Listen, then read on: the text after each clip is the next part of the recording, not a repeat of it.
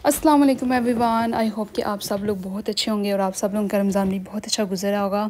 हम लोगों का भी अल्हम्दुलिल्लाह बहुत अच्छा गुजरा है। और ये सहरी का वक्त था तो मैंने सोचा कि क्योंकि मैं सहरी करके फिर मुझे बाद में नींद नहीं आती, तो मैंने सोचा कि मैं आज सहरी में कुछ भी नहीं खाऊंगी। इसलिए मैंने सिर्फ अपने लिए बनाई ग्रीन टी, वो मैंने पी। उसके बाद मैंने यहाँ पे बनाया सारी सहरी की तैयारी की। ठीक है, इसमें अभी ये मैं बना रही थी लस्सी। ठीक है, लस्सी इज़ अ मस्ट। आप बेशक पराठा बनाएं, टोस्ट है या कुछ भी खाना हो, सहरी जो है ना वो इनकम्प्लीट होती है योगर्ट और लस्सी के बगैर जी। तो लस्सी मैंने बनाई सबसे पहले। ठीक है, और बनाई बहुत थोड़ी सी क्योंकि ज़्यादा लोगों को पीनी भी नहीं थी। और लस्सी बनाने के बाद मुझे साथ याद आ रहा था कि लस्सी तो इतनी ज़्यादा बन गई है, लेकिन अब इसको इतना पिएगा भी कौन, क्योंकि मैंने बहुत ही कम बनाई थी। लेकिन खैर जितनी भी थी वो अल्लाह का शुक्र है कि वो हो गया। ठीक है, ख़त्म हो गई। मुझे सबसे जो बुरी बात लगती है वो खाने में ये लगती है कि खाना वेस्ट नहीं होना चाहिए किसी तरह से। कोई ड्रिंक हो, कोई लिक्विड, कोई इस तरह की चीज़ हो या खाने वाली कोई चीज़ हो, मुझे चीज़ें ज़ाया करनी बिल्कुल भी अच्छी नहीं लगती। अच्छा, मैं जब पहले लस्सी बनाया करती थी ना, तो उसका यही मुझे लगता था कि लस्सी में पानी ऐड करते हैं तो लस्सी बन जाती है।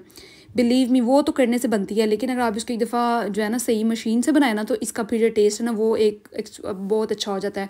और ख़ास करके जो लस्सी ग्रीक योगर्ट की बनती है ना, उसका टेस्ट बहुत ज़्यादा जल्दी डेवलप होता है मशीन की वजह से। तो मैं तो ये रिकमेंड करती हूँ, जैसे हम मैंगो लस्सी भी बनाओ तो वो मैं इसी तरह से बनाती हूँ। इसके बाद जी ये था अफ्तारी के टाइम, और आज पका हुआ था मटन ही लैम्ब और मटर का सालन। और ये मैंने अपने लिए बनाया सैलड। मैं सोचा था कि जब अफ्तारी होगी इससे पहले मैं खाऊंगी फ़ाइबर। ठीक है, फ़ाइबर लूँगी और उसके बाद जो है ना खाना खाया जाएगा। तो बस इसी तरह ही मैंने अपने लिए जो है ना लादा से एक बॉल बना कर रख लिया हुआ था। और यहाँ पे अफ्तारी जो है ना हो गई हुई थी, तो मैं साथ साथ ही अपने पहले खा रही थी। मैं इसमें मैंने ओलिव्स डाले, फ्रूट डाले, वेजिटेबल डाले और एक दो और ग्रीन वेजिटेबल्स डाली, ताकि मैंने कहा सबसे पहले पेटी से भर जाए। उसके बाद मैंने फिर बनाया पुलाव। इसमें जो है ना वो लैम्ब का जो यखनी थी वही मैंने इस्तेमाल करके इसमें मैंने मटर वाला पुलाव बनाया, और ये भी बहुत अच्छा बना हुआ था क्योंकि इसके मैंने यखनी का यूज़ किया हुआ था। इसके बाद जी इफ्तारी वगैरह होने के बाद फिर मैंने बनाई सबके लिए चाय। और चाय जैसे मैं बनाती हूँ कोई इतिहास नहीं बनाती हूँ, वैसे ही बनाती हूँ जैसे सारे लोग आए हम श्योर बनाते होंगे, वैसे मैंने ही वैसे बनाई। और जी ये सुबह का टाइम है, और अब ये थोड़ी सी नेक्स्ट डे की मैं आपके साथ शेयर कर रही हूँ क्लिप्स के। मैंने सबसे पहले जो है ना मोहम्मद को बोला कि उसने क्या खाना है, तो खैर उसका तो नखरे बहुत ज़्यादा था कि मैंने ये नहीं खाना तो वो नहीं खाना है। उसने जो भी उसने खाना था थोड़ा बहुत मैंने उसको दिया। मैंने कहा कुछ ना खाने से बेहतर है कि थोड़ा सा ज़रूर खाना चाहिए। मैं उसकी जो मेरे भाई की एज में जो भी लोग बच्चे हैं सबको ये कहती हूँ, अगर कोई सुन रहा हो किसी के पेरेंट्स, तो कि बच्चों को जो है ना उनकी जो खुराक है ना वो बहुत अच्छी उनको देनी चाहिए। अनप्रोसेस्ड फूड बिल्कुल भी नहीं होना चाहिए उनके लिए, ताकि उनको ब्रेन डेवलपमेंट में और वैसे भी उनकी जो नशोनुमा है ना उसमें बहुत हेल्प होती है इस तरह अच्छे अच्छे खानों की वजह से। तो जी इसके बाद मैंने फिर बनाई साथ साथ रोटियाँ। अच्छा, मैं रोटियों अगर आप लोगों को स्टोरी बताऊँ तो मैं कभी भी खाना बनाने में इतनी एक्सपर्ट ना रही हूँ, ना ही मुझे इतना बनाना आया है। लेकिन लिटरली मुझे खाना अभी भी इतना बनाना पसंद नहीं है, पर ये एक बेसिक स्किल है। अगर इंसान थोड़ा सा इंटरेस्ट ले तो ये करना कुछ भी मुश्किल नहीं। जब मैं पहले कभी देखती थी ना छोटे थे कि यार आंटियाँ ये औरतें कैसे रोटी इतनी जल्दी बना लेती, इतनी बड़ी कैसे बनाती, पता नहीं कितना मुश्किल काम है, ये लोग कैसे बनाती हैं। पर बिलीव मी ये चीज़ बिल्कुल भी मुश्किल नहीं है, ये थोड़ा सा इंटरेस्ट है। और कि मतलब जब रोटी वगैरह बनाना, ठीक है, इसको तो ये सिंपल स्टेप हैं। और हम जो हमारे मुझे लगता है कि हम लोगों में प्रॉब्लम है कि हम लोग रोटी बनाते हैं तवे के साइज़ की, ना कि मतलब जो उसका राइट साइज़ है वो तो रोटी का हम बनाते ही नहीं। हालांकि रोटी तो होनी चाहिए 3D size, 3D disc side. अब मुझे भी ये कि जो ना पूरा शो नहीं है 3D साइड की होनी चाहिए कि पता नहीं किस साइज़ की। लेकिन जो रोटी हम लोग बनाते हैं ना बहुत लंबी बड़ी इस तरह की नहीं होनी चाहिए, बहुत मीडियम सी रोटी होनी चाहिए। क्योंकि अगर थोड़ी छोटी छोटी रोटियाँ होंगी तो कोई दो भी खा ले तो वो उस तरह से उसका मुझे लगता है इतना नहीं होता है। ये तो हर किसी की अपनी अपनी अंडरस्टैंडिंग है, लेकिन मुझे लगता है रोटी इतनी बड़ी नहीं होनी चाहिए। लेकिन मुझे लगता है, लेकिन मैं खुद बहुत बड़ी बनाना शुरू हो गई हूँ अब रोटियाँ क्योंकि मुझे लगता है ये बनाते बनाते ऐसा लगता है कि कोई प्ले थेरेपी हो रही है, कि मतलब समझ नहीं आती है कहाँ स्टॉप करना, इतनी बड़ी रोटी होती जा रही है।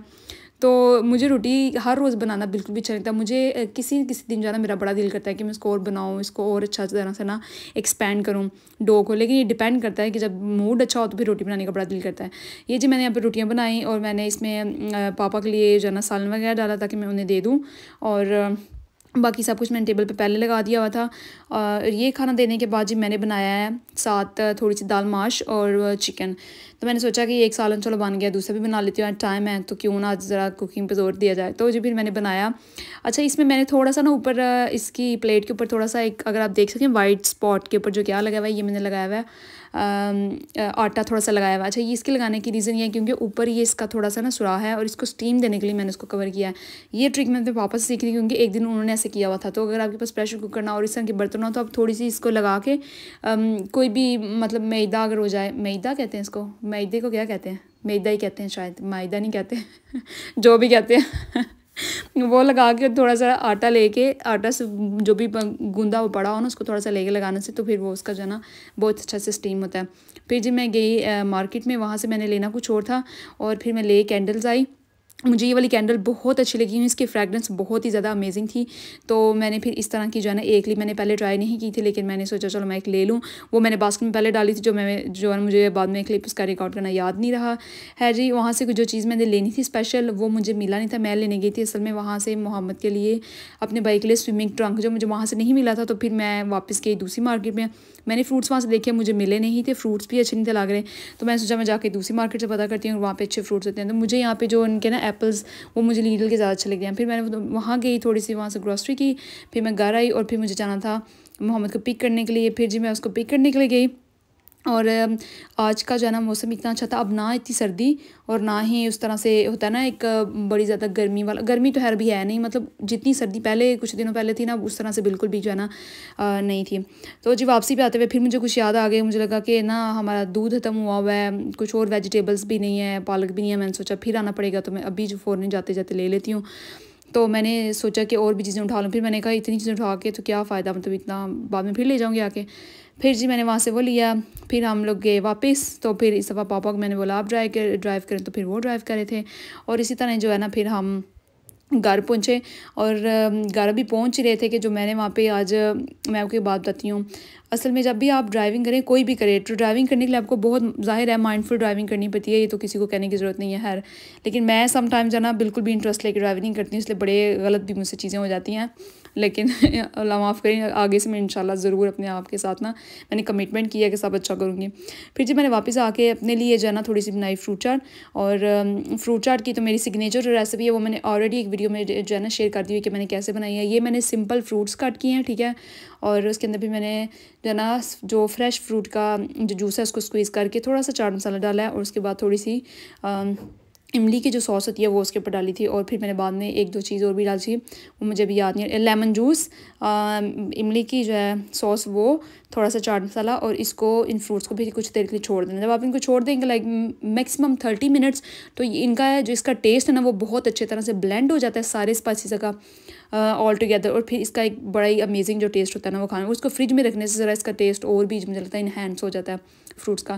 खैर पहले पिछले रमज़ान में तो हमने हर दफ़ा क्रीम डाल के और सारे नट्स डाल के बड़ी बड़ी, तो वो होता ही था कि जब इफ्तार करने के बाद हम फ्रूट चाट खाते थे वो ऐसा लगता था कि इतना हैवी है कि मतलब खाना लिटरली ऐसा लगता था खा लिया अब अटकी हुई है फ्रूट चाट कहीं पे, क्योंकि वो डाइजेस्ट नहीं था होता, क्योंकि उसकी इतनी ज़्यादा अंदर वो हैवी हो जाता था। क्रीम भी हम डालते थे, ये मसाले भी सारे, डेट्स भी, फ्रूट्स भी, तो वो थोड़ा सा कम्बिनेशन मुझे थोड़ा ना लग रहा था कि ऑफ हो रहा है। तो इसलिए फिर मैंने ये सोचा कि इस तरह सारे फ्रूट जो भी अवेलेबल है उनको कट करके अच्छी तरह उनकी कटिंग करके, पहले उनको वॉश, फिर कटिंग, सारी चीज़ें जो सब लोग करते हैं उस तरह ही करना है। तो जी ये जिस तरह सारे फ्रूट्स कटिंग वगैरह करके और इनको जो है ना स्पाइसेस डाल के, इतने मीडियम स्पाइसेस कि आप बड़ी इजीली चिल्ड करके उसको खा सकें। उसके बाद मैंने बनाया पकौड़े का सामान। इसमें आप देख सकते हैं मैंने जो है ना पोटैटोज़ उनको कट किया है, अनियंस डाले हैं, अब थोड़े मैं मसाले डाल रही हूँ इसमें, ठीक है। ये हर किसी की अपनी पर्सनल प्रेफरेंस होती है कि आप लोगों ने कौन से स्पाइसेस डालने हैं। मैं अपनी तरह से डाल दी है। तंदूरी मसाला जो होता है ना ये चिकन में डालने वाला था, ये मैं पकौड़े में ज़रूर डालती हूँ, और यकीन माने इसका इतना अच्छा टेस्ट आता है कि लिटरली मज़ा आ जाता है इसको इसके अंदर डालने से। और थोड़ा सा मैंने इसके अंदर बेकिंग सोडा भी डाला था। वैसे मैंने हमारे घर में मैंने किसी को बताया था ना मैंने इसमें बेकिंग सोडा डालना है, तो डाला तो किसी ने भी नहीं खाना था, लेकिन मैंने थोड़ा सा बिल्कुल माइनर सा अंदर डाला था, लेकिन उससे जो उसका वो एक थोड़ा सा जो उसको फ्लफीनेस आती है ना वो पकौड़े में बहुत अच्छी आती है। तो हम क्या करते हैं, बैटर या कोई भी इस तरह की चीज़ होती है ना थोड़ी बना लेते हैं और हर रोज़ बनाते हैं। ये नहीं करते हैं कि मतलब बना के रख लें, क्योंकि टाइम इन चीज़ों में लगता नहीं है। लिटरली ये कोई मैक्सिमम 1 घंटे से कम का टाइम लगता है अब ये कटिंग करने में चीज़ों, एक साथ आप कितनी सारी चीज़ें और भी हो सकती हैं। तो जैसे मैं कह रही थी कि मैंने बड़ा मायने डाला, तो देखने में लग रहा है कि मैंने काफ़ी ज़्यादा डाला, लेकिन आई प्रॉमिस मैंने ज़्यादा नहीं डाला, थोड़ा ही डाला है। तो जी पकौड़ों का सामान मैंने रेडी कर दिया हुआ था, और मुझे याद आया कि पालक तो है ही नहीं है, तो फिर मैंने सोचा पालक नहीं है तो इसका फ़ायदा क्या होना, फिर मज़ा नहीं आएगा। फिर मैंने जी फिर अपने पेन ट्रेनर्स और मैं गई फिर बाहर, मैंने कहा जो है ना मैं वॉक ही करती हुई जाऊँ वैसे भी, क्योंकि जब रोज़ा होता है तो फिर वॉक करने से ज़रा और भी मुझे लगता है एनर्जी जो है ना बंदे की हो जाती है ज़्यादा। तो फिर मैंने सोचा मैं जाके ना पालक का पता करके आती हूँ कि स्पिनिश मिल जाती है, तो ले आती हूँ। वैसे हर दफ़ा हमारे ऑर्गेनिक स्पिनच के 2-2 बैग बड़े होते हैं, लेकिन आज कोई नहीं था क्योंकि आज मुझे ज़रूरत थी। तो फिर मैंने कहा उठना तो खुद ही है, तो उठ जाऊँ और जाके फ़ौरन ले आऊँ, बजाय कि मैं इंतज़ार करूँ। पहले मैंने पापा का वेट किया, वो नहीं आए, वो भी नहीं लेकर आए। फिर मैंने सोचा मैं खुद ही चली जाती हूँ। खैर जी, फिर मैं गई स्पिनच, तो फिर मुझे जो है ना बस पूछे मत कि कैसे मिली। थोड़ी बहुत खैर मिल गई, वो मैंने फिर उसके अंदर डाली, बेसन वगैरह डाला, उसकी मिक्सिंग अच्छे से की। पहले मैं सोच रही थी कि सारे बैटर को ना ट्रांसफ़र कर दूँ किसी और बॉक्स में, फिर मैंने सोचा क्या यार ये भी वॉश करना पड़ेगा, छोड़ो वॉश क्या करना है, इसी में रहने दो। ऊपर भी मैंने कहा इसको कवर करके रख देते हैं और थोड़ी देर के लिए, फिर बाद में जो है ना इसको मैं करूँगी रेडी।